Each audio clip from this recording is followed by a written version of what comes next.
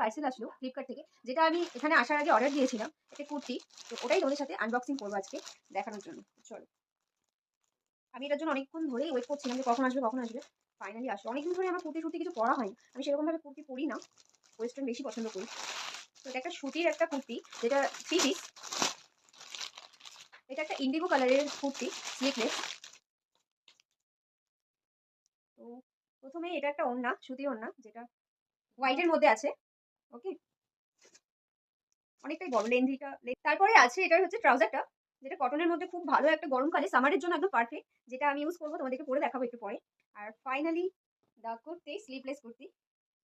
তো this is the kurti. কেমন লাগছে তা আমি তোমাদেরকে পরে দেখাই, চলো। পেছনে একটা নট বাঁধারও আছে, আর এটা পুরোপুরি স্লিভলেস, এটা আমি জাস্ট সামারের জন্য নিয়েছি।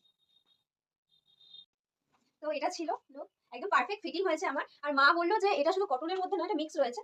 তো খুবই সুন্দর, দেখো জাস্ট গলাটা। আর